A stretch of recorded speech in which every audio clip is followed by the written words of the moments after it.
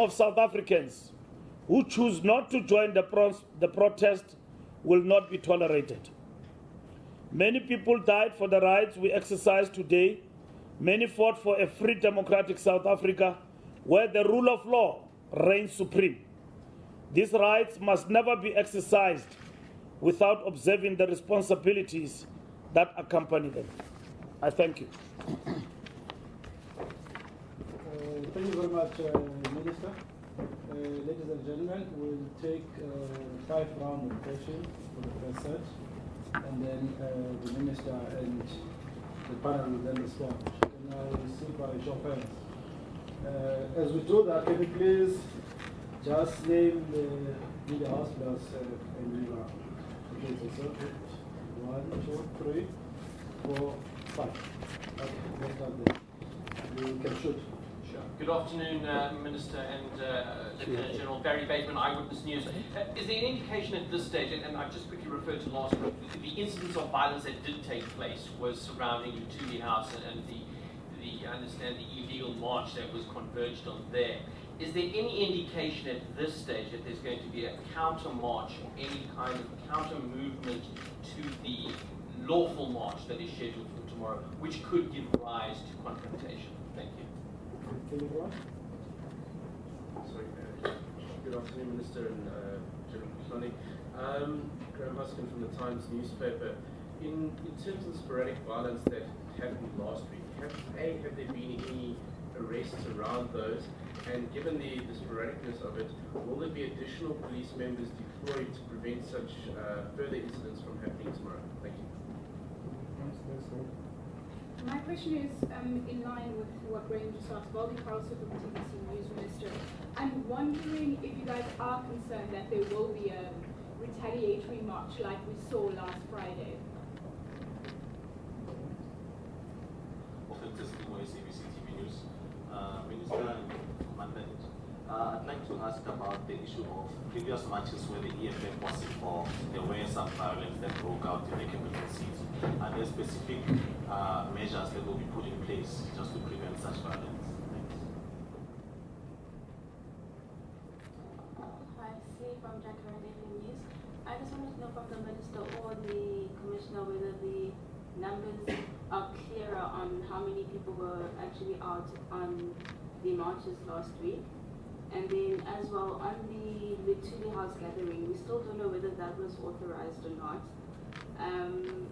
And yeah, just on what my colleagues have been saying, I mean, are you aware that there might be any kind of violence that might erupt, or yeah, any kind of violence that might take place? Thank you.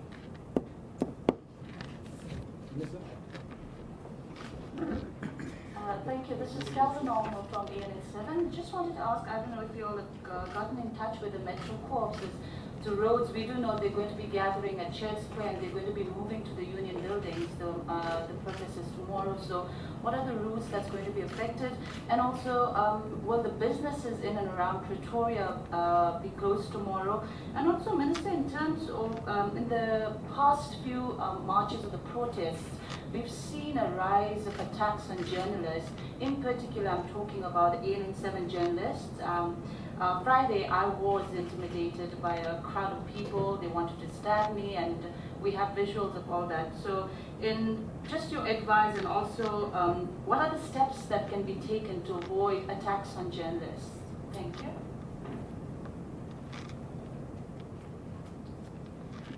Minister. You want to start, John? Yeah.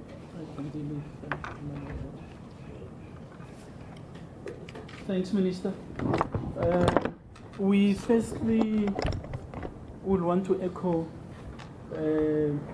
what the Minister said in expressing our appreciation to all who participated in last week's march, which in the main was very peaceful.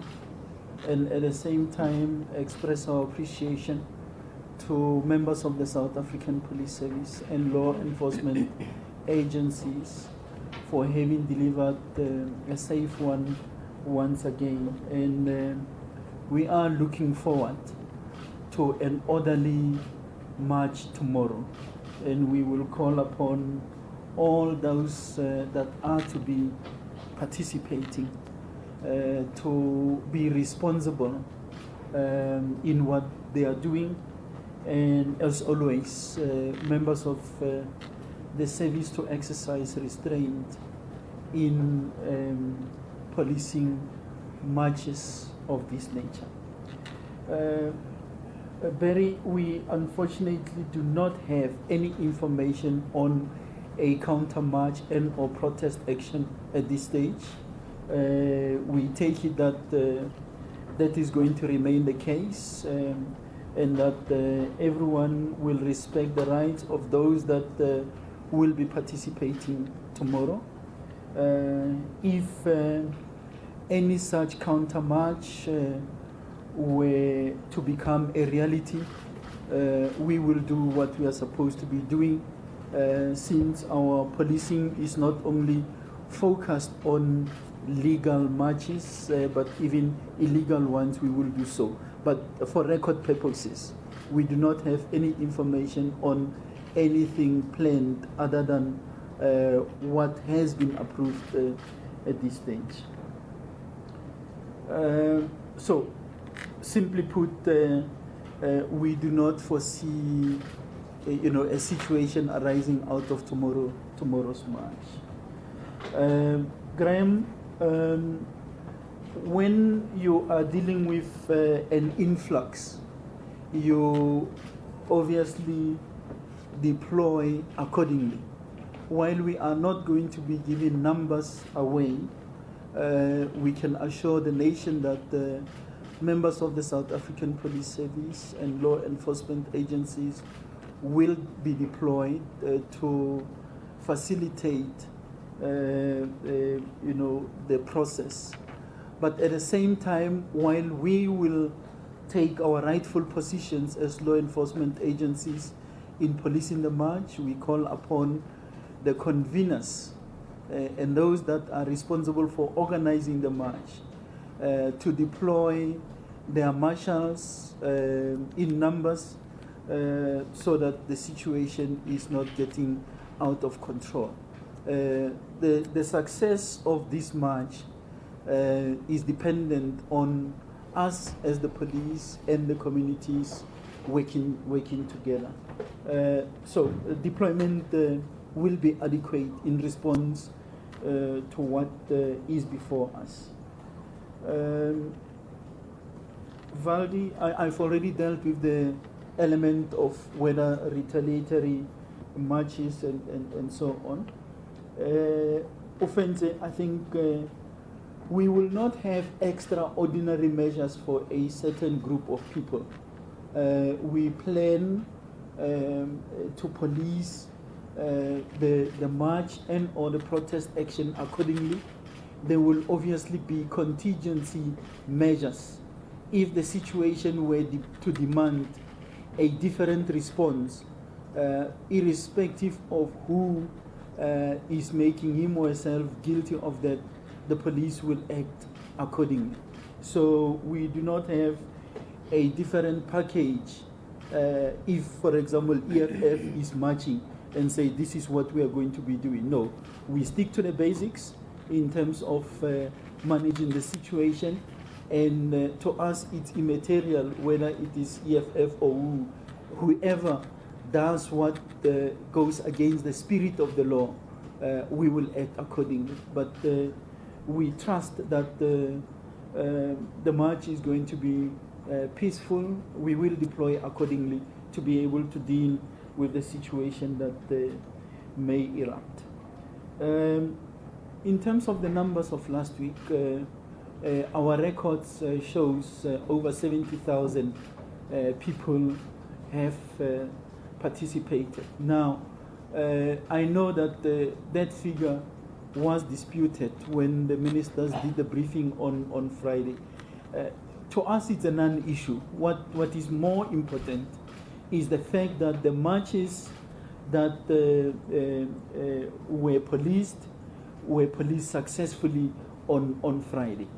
You can't get the numbers 100% correct.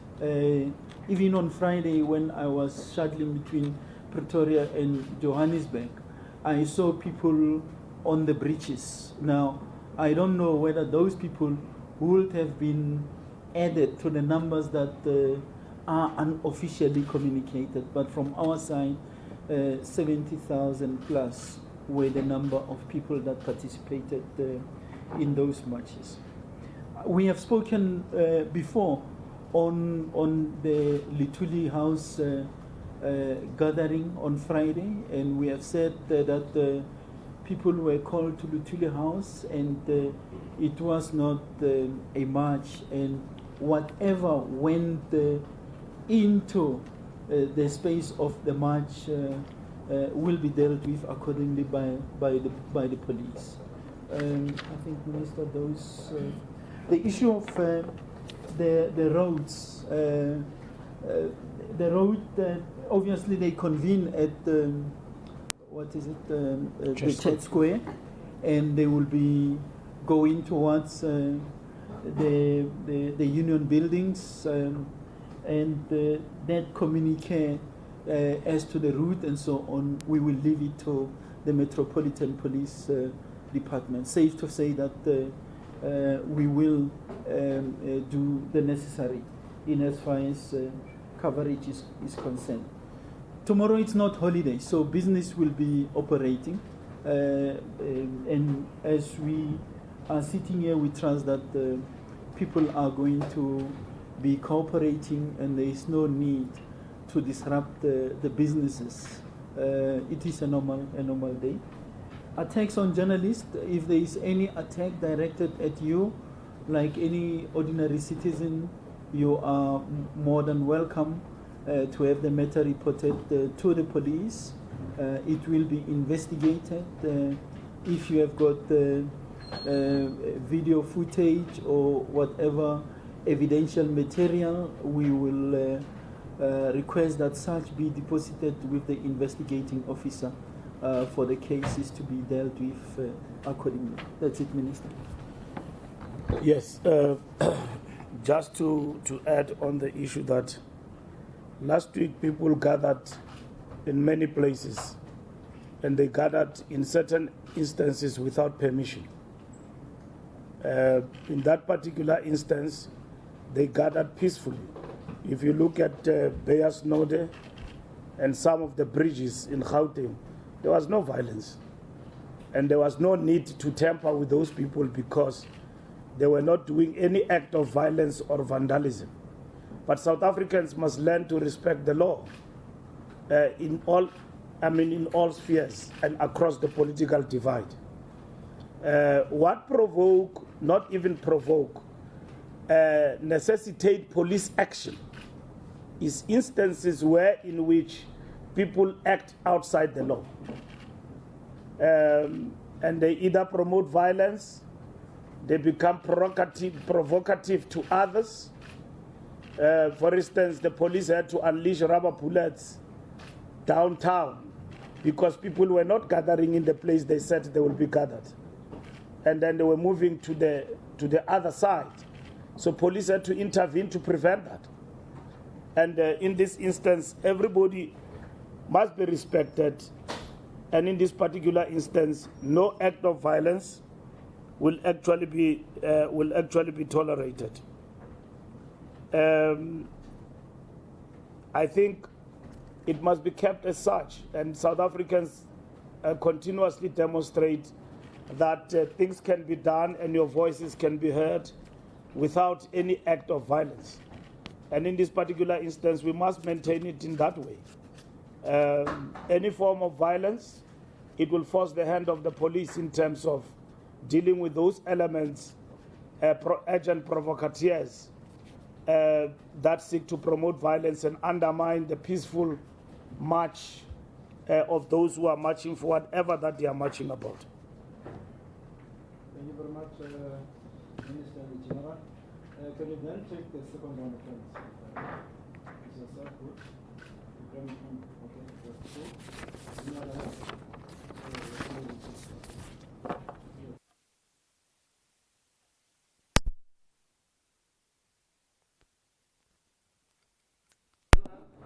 What are the strategies to police marches, and what time are people expected to have dispersed? I'm asking this because last Friday, when the marchers arrived at Church Square, there was this police officer who was saying that they should disperse the people until two of his colleagues were like, no, don't create a situation that is not there. So what time are the people expected to disperse, and what are the instructions to the police on the ground during these marches? Thank you very much. Sorry, General Graham Huskin again. Just a follow-up question on the question I had previously. In terms of arrests, were there any arrests made last week following for that march? Also received reports that they're going to be planned future marches in the next coming days. I just wanted to know if police are aware of this gatherings around the rest of the country following tomorrow's march to the Union Building. Thank you. Okay, so yes, come.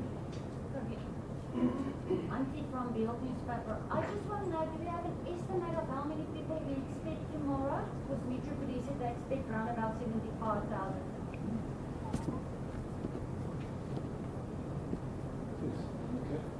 Okay. Yeah, no, it's the guys in the room. No, that's right. That's Minister. Well, 75,000. I think it's far-fetched. But even if it were to be 75,000, we will be on the ground. We will deal with the situation. Let's see what the turnout is. 10,000. That's what we were working around. But we will have our numbers on the ground. There's something called proportional. What is it? Proportional representation. So you can talk about proportional deployment. So if you have got this number, the police will also increase accordingly to be able to deal with the situation. Graham, I can't confirm future marches. We can only confirm what has been tendered with the authorities. Once we are granted, once permission is granted or permission is not granted, we will continue to monitor the developments and assure South Africans that we will continue to do our work as the South African Police Service. There are some arrests, of course, coming out of last week. I may want to verify those numbers outside this meeting, but there were definitely some arrests, especially in KwaZulu-Natal. Instructions to the police. The instructions, police must do their work, and to the public, allow the police to do their work. And in as far as gathering is concerned, there is a time, of course, when you realize that it's becoming late, considering the movement of people from the union buildings back to the CBD, and them having to be transported out of the city, that there will always be an indication to the organizers or the conveners not to go beyond certain time frames. But as to what time are we going to start with our deployment, it's already we have already started.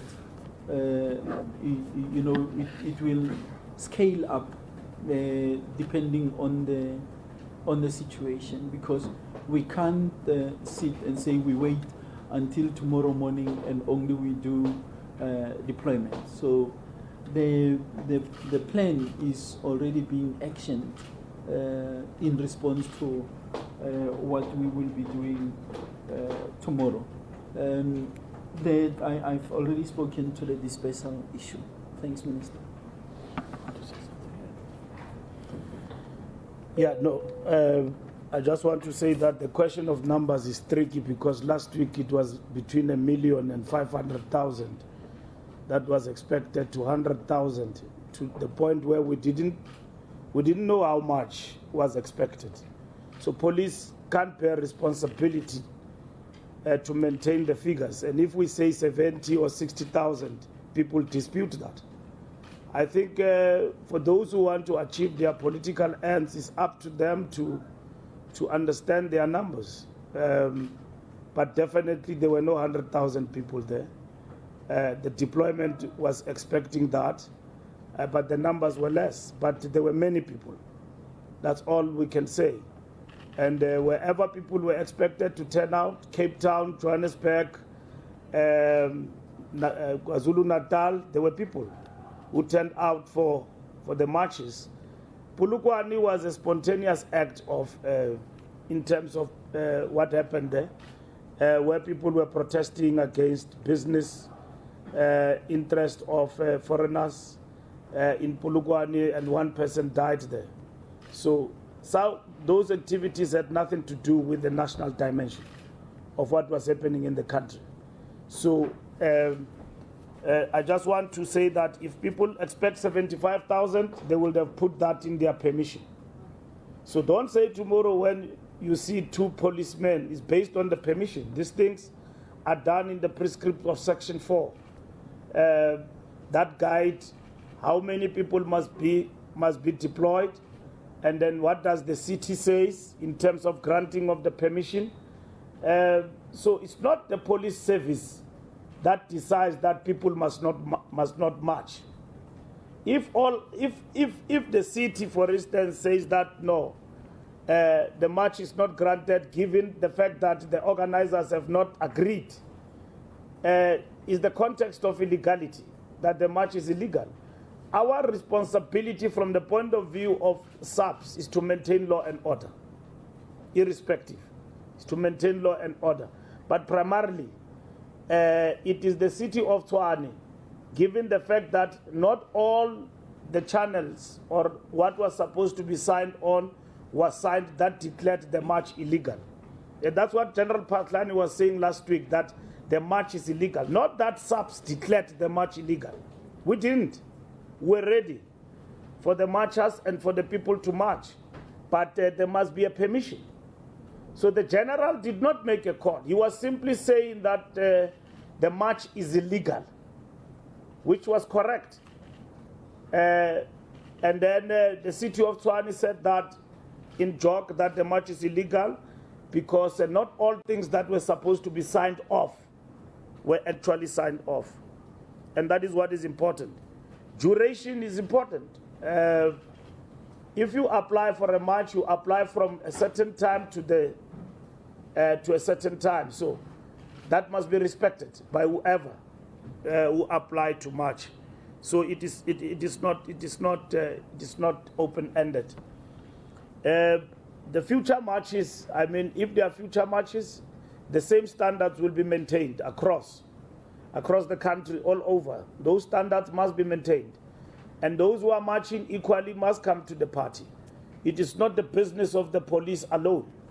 It is them who want to be heard, and it is them who must rein on agent provocateurs and people who want to undermine the very essence of what they are marching about.